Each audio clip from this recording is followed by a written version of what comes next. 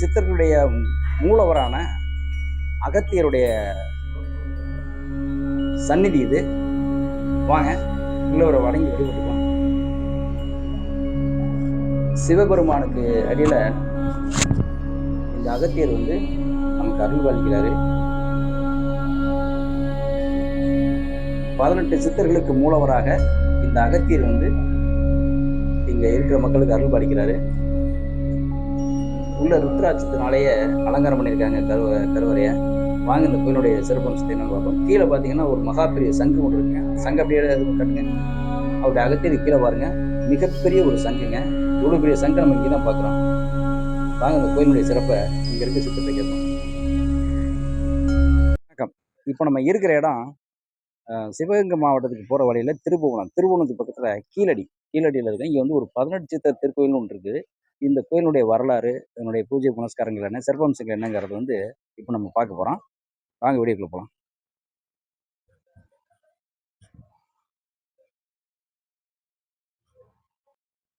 இப்போ முன்னாடியே வந்து ஒரு விநாயகருடைய சந்நிதி ஒன்று இருக்குது.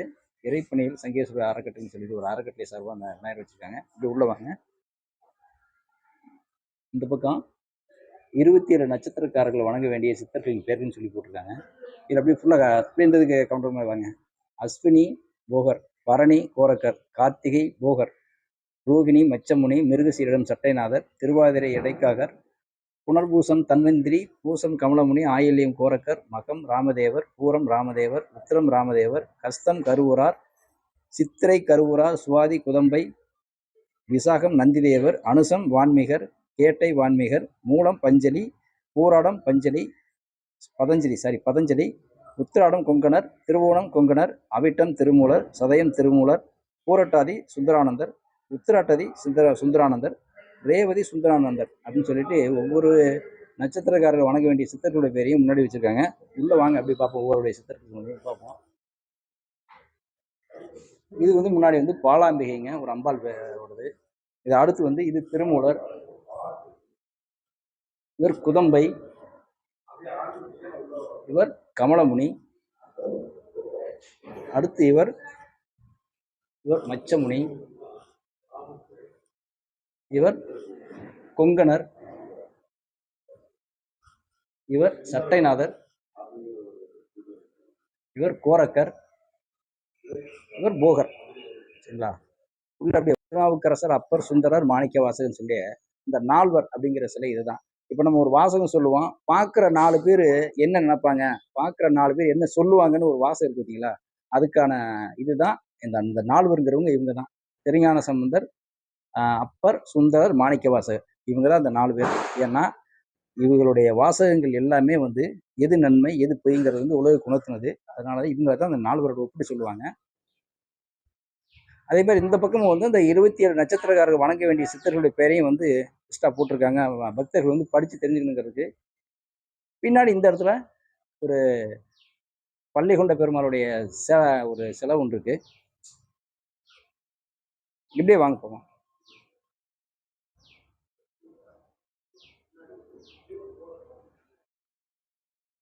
இந்த பக்கம் சூட்டுக்கோள், இதுல சூட்டுக்கோள் மாயாண்டி சித்தர் உடைய ஜீவ சமாதி, திருமுக்கூடல் மலை. இது வந்து இவருடைய ஜீவ சமாதி இந்த இடத்துல இருக்கதான்னு சொல்லிட்டு இவங்க வச்சிருக்காங்க. இந்த பக்கம் அப்படியே வாங்க. இது அடுத்து இந்த 18 சித்தர்களுடைய சிலையில அடுத்து இது வந்து ராமதேவருங்க. இப்படி உள்ள இது ராமதேவர். அடுத்து இது சுந்தரானந்தர், இது இடைக்காட்டர், இவர் பதஞ்சலி, இவர் நந்திதேவர், வால்மீகி, தன்வந்திரி,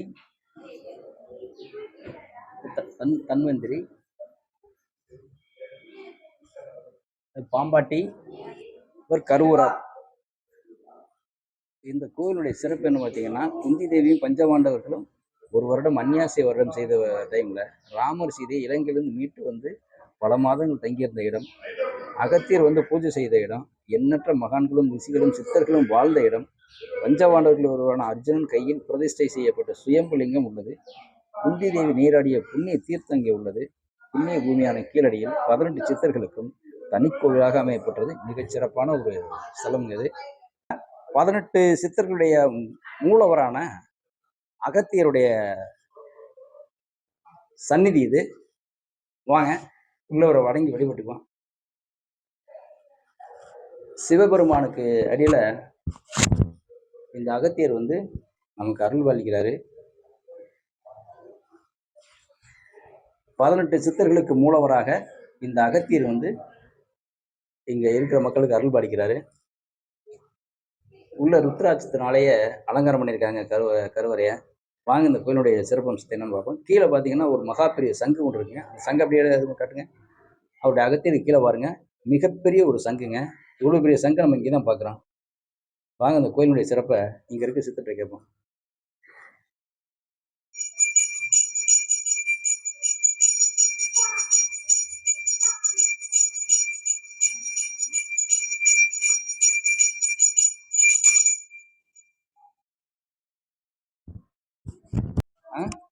ஐயா வணக்கம்.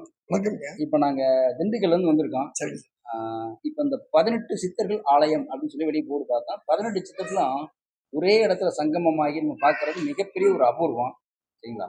இப்ப இந்த கோவிலுடைய மூலவராக இருக்கிற அகத்தியர், இந்த அகத்தியரை பத்தியும் இந்த முன்னாடி இப்போ வச்சிருக்கீங்களே இந்த ஒரு தண்ணியில கல், இதனுடைய சிறப்பு பத்தியும் இந்த கோயிலுடைய வரலாறுகள், இந்த சித்தர்களை பத்தி கொஞ்சம் விரிவா சொல்லுங்க. மதுரை அருகில் இருக்க மதுரை பெரியார் நிலையத்திலிருந்து மாட்டுத்தாவணி பஸ் 2 பேருந்து நிலையத்திலிருந்து கரெக்டா 13 கிலோமீட்டர் தொலைவில் இருக்க ஊர் தான் அந்த கீழடி. சரி. இந்த கீழடியில 18 சித்தர்கள் திருக்கோவில் மற்றும் 18 சித்தர்கள் ஆன்மீக அறக்கட்டளை சார்பாக நடந்துகிட்டு இருக்க ஒரு கோவில் தான் இது. இந்த கோவில் பொது கோவிலாகவும் பொது வழிபாட்டுக்காகவும் பொதுமக்களுக்காகவும் காலை 6 மணிலிருந்து இரவு 9 மணி வரைக்கும் பொது தரிசனத்துக்காக திறந்து வைக்கப்பட்டுள்ளது. இந்த கோயில்ல பூசாரி கிடையாது. எதற்காக பூசாரி கிடையாதுன்னா, வருகின்ற பக்தர்களே ஒவ்வொரு சித்தர்களுக்கும் அபிஷேகம், அலங்காரம், ஆராதனை எல்லாமே அவங்களே பண்ணுன்றதுக்காக ஆகம விதியை உடைச்சு சாஸ்திர சம்பிரதாயங்களுக்கு உட்பட்டு நடக்காம கொஞ்சம் ஆகமதியை உடைச்சு இந்த கோவில் கட்டப்பட்ட நோக்கமே அதுதான். பக்தரோட பொது நலன் கருதி தான் கோயில் கட்டிருக்கு. சமத்துவ கோயில் மாதிரி. ஆமா, காசி மாதிரி அபிஷேகம் முதற்கொண்டு ஆண் பெண் பாகுபாடு இல்லாம அனைவரும் பண்ணலாம். இந்த கோவிலோட வரலாறு அப்படின்னு பாத்தீங்கன்னா, ஃபர்ஸ்ட் இந்த ஊரோட வரலாறு தெரிஞ்சுங்க. 850 வருஷத்துக்கு முன்னாடி புதிதாக கட்டமைக்கப்பட்ட ஒரு நகரம் தான் மதுரை. அப்ப 850 வருஷத்துக்கு முன்னாடி மக்கள் எங்க இருந்தாங்க அப்படின்னா, இந்த கீழடி என்று சொல்லக்கூடிய இந்த கிராமத்துல தான் வளர்ந்துருக்காங்க. பக்கத்துல இருக்க கீழடி, சிலேமான், பெருமணலூர், கொந்தகை, பாட்டம், அகரம், ஜோதிபுரம் இப்படி கிட்டத்தட்ட ஒரு 6-7 ஊரை சேர்த்து ஒரு பெரிய வாணிப நகரமா இருந்ததுக்கான சான்றுதான் உண்மை. தொல்லியல் துறையிலிருந்து இந்த கீழடி என்ற கிராமம் தான் பழைய மதுரை என்றதை ப்ரூவ் பண்ணிட்டாங்க. அப்ப இந்த பழைய மதுரையில தான் பாண்டிய மன்னர்கள் ஆட்சி செய்த தலைநகரா இந்த ஊர் அமைஞ்சிருக்கு. இந்த ஊர்ல தான் அகஸ்தியர் தமிழுக்கு இலக்கணம் இலக்கியம் எழுதி சிவபெருமான் முன்னாடி அரங்கேற்றம் செய்த இடம்ன்றனால அகஸ்தியருக்கு கோவில் ஏற்கனவே இருந்துச்சு. வெளியில தெரியாம சின்னதா இருந்துச்சு பீடமா. அதை ஒரு பெரிய கோவிலா மாத்தன்றக்க தமிழ்நாட்டில் இருக்க ஒட்டுமொத்த சிவனடியார்களும் சேர்ந்து ஒரு ட்ரஸ்ட் அமைச்சு 18 சித்தர்கள் ஆன்மீக அறக்கட்டளை கீழே இந்த கோவிலை 2015 ஆரம்பிச்சு 2022 முடிச்சோம். 2022 4 ஆதீனங்கள் தலைமையில கிட்டத்தட்ட ஒரு 1,20,000 பேர் பங்கேற்ற மாதிரி 3 நாள் திருவிழாவா பெரிய கும்பாபிஷேகம் நடந்துச்சு. பிரம்மாண்டமா தமிழ்நாடு கவர்மெண்ட் சப்போர்ட்டோட நல்ல பிரம்மாண்டமா பண்ணோம். 3 நாள் அன்னதானத்தோட. வரலாறு அப்படின்னு பாத்தீங்கன்னா, தமிழுக்கு இலக்கணம் இலக்கியம் எழுதி சிவபெருமான் முன்னாடி அரங்கேற்றம் செய்த இடம்னு சொன்னேன். 2வது இதிகாசத்துல ராமாயணத்துக்கும் மகாபாரதத்துக்கும் இந்த ஊருக்கும் தொடர்பு இருக்கு. குந்தி தேவியும் பஞ்சபாண்டவர்களும் 12 வருஷம் வனவாசமும் 1 வருஷம் அந்நியவாசமும் கழிச்சாங்கன்னு நீங்க படிச்சிருப்பீங்க. அந்த 1 வருஷம் அந்நியவாசம் கழிச்ச ஊர் இந்த ஊர் தான். பழைய மதுரை என்கின்ற பாண்டிய மன்னர்கள் ஆட்சி காலத்துல இருந்தபோது அதுக்கு முன்னாடி இந்த ஊர்ல தான் கழிச்சிருக்காங்க. அதற்கான சான்று அப்படின்னு பாத்தீங்கன்னா, குந்தி தேவி நீராடிய கிணறு இன்னமும் லைவ்ல இங்க இருக்கு. பஞ்சபாண்டவர்கள் ஒருவரான அர்ச்சுனன் கையாலேயே பிரதிஷ்டை பண்ண அர்ச்சுன லிங்கேஸ்வரர் அப்படின்ற திருமேனியோட ஒரு கோவில் இங்க இருக்கு. பழைய திருக்கோவில் சிவாலயம், பெரிய சிவாலயம். ஏறக்குறைய பாத்தீங்கன்னா மீனாட்சி அம்மன் கோவிலுக்கு முந்தைய கோவிலாகத்தான் இருக்குன்றது வரலாறு. ஏன்னா என்கிட்ட ஒரு புக்கு 1906ல ஒரு புலவர் வந்து அந்த கோவிலை பத்தி 2 பாடல்கள் எழுதியிருக்காரு.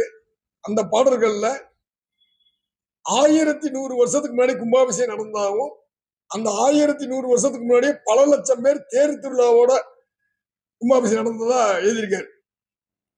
இதுதான் பழைய மதுரைன்றது எழுதியிருக்காரு. ரெக்கார்டு வந்து நிறைய இருக்கு. அது போக பாத்தீங்கன்னா ராமாயணத்துக்கும் தொடர்பு இருக்கு. ராமர் வந்து சீதையை மீட்டெடுக்கிறதுக்காக ராமேஸ்வரத்துல இருந்து இலங்கை வரைக்கும் 13 கிலோமீட்டருக்கு பாலம் போட்டாங்கன்னு சொல்லி நீங்க படிச்சிருப்பீங்க. அந்த பாலத்துல பயன்படுத்தப்பட்ட கல்லு தான் இந்த மிதவை கல். இது இந்த கல்லுங்களா? ஆமா. அப்படியே கொஞ்சம் கவர் பண்ணுங்க. இது வந்து கல் இல்லைங்களா? ஆமா, ஒரு கல் வந்து மிதக்குது. இதே மாதிரி நீங்க ராமேஸ்வரத்துல போனீங்கன்னா இந்த கல்லால தான் வந்து தண்ணீர்ல வந்து பாலம் அமைக்கிறாங்க. ராமர் பாலம் அமைக்கப்பட்டதுக்கு பயன்படுத்தப்பட்ட கல்லுங்கிறது இதுதான். ஆமா. ஓ, அதோட வரலாறும் சொல்லிடுறேன்.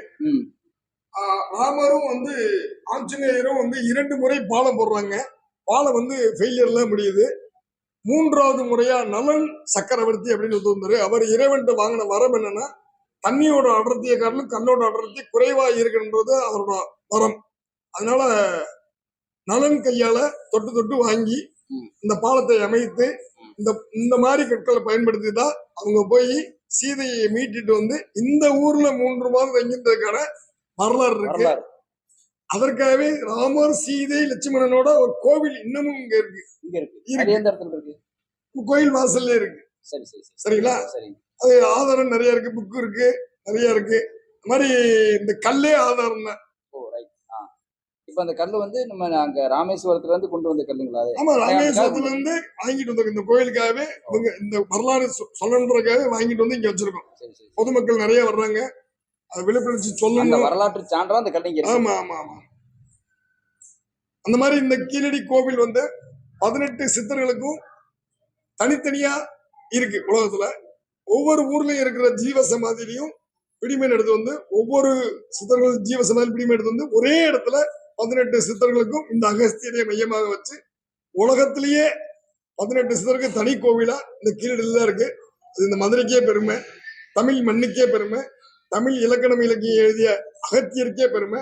அதனால பொதுமக்கள் அனைவரும் வந்து இந்த கோவில்ல பொது வழிபாடா இருக்கிற இந்த கோவில்ல பொது வழிபாடு செய்து அவங்களோட குறைகளை சரி பண்ணி நிவர்த்தி ஆகி எல்லோரும் வளமுடன் வாழ வாழ்த்துக்கிட்டோம். நன்றிங்க. இப்ப இந்த கோவிலுக்கு என்னைக்கு விசேஷ பூஜைகள்னு சொல்லி தனியா இது இருக்குங்களா? ஆமா இருக்கு. அது எந்தெந்த நாள்லங்க? வாரத்துல வந்து 7 நாட்கள்ல ஒவ்வொரு வியாழக்கிழமையும் அபிஷேகங்கள் அலங்காரங்கள் நடந்துருக்கு கோவில் சார்பில் குருன்றனால ஒவ்வொரு வியாழக்கிழமையும் மதியம் 100 பேத்துக்கு அன்னதானம் நடந்துகிட்டு இருக்கு. தொடர்ந்து 3 வருடமா நடந்துகிட்டு இருக்கு. அது போக வந்து புரட்டாசி மாதம் கேட்ட நட்சத்திரத்துல எங்களுக்கு குருநாதாகிய மாயாண்டி சித்தருக்கு மிகப்பெரிய விழா ஒன்று இருக்கு. பெரிய விழா அப்படின்னா மார்கழி மாதம் ஆயிலிய நட்சத்திரம் தான் அகஸ்தியரோட குரு பூஜை நாள். அதனால மார்கழி மாசம் ஆயிலிய நட்சத்திரத்துல மிக பிரமாண்டமா நடக்கும். குறைந்தது ஒரு 30,000க்கு மேல மக்கள் வருவாங்க. இந்த வருஷம் வந்து 2026 ஜனவரி மாசம் 6ஆம் தேதி வருது. அனைவரும் பங்கேற்கணும்னு வேண்டிக்கிறேன். நன்றி, உங்களுடைய பேட்டிக்கு நன்றி. அதாவது வந்து சிவனடியார்களும் சிவபக்தர்களும் சித்தர்களுடைய விரும்புகிற பக்தர்களும் வழிபடுறதுக்கான மொத்த ஒரு இடமா அந்த இடத்த சொல்லியிருக்கீங்க. உங்களுடைய அறிவுரைக்கும் உங்களுடைய அருள்வாக்குக்கும் நன்றிங்க. ஓகே, இப்ப இந்த கோவிலை பற்றின சிறப்புகளை இந்த கோவிலுடைய சிவனடியார் பிரகாஷ் அவர்கள் சொல்ல கேட்டான். நீங்களும் திருப்பி இந்த இடத்துக்கு வந்தால் அந்த கோவில் வந்து மறக்காம வாங்க. உங்களுக்கான எல்லா விதமான ஒரு வழிபாட்டுக்கான 18 சித்தர்களும் இந்த ஆலயத்தில் இருக்காங்க. இது போன்ற ஒரு வீடியோவில் மீண்டும் உங்களை சந்திக்கிறேன். நன்றி, வணக்கம்.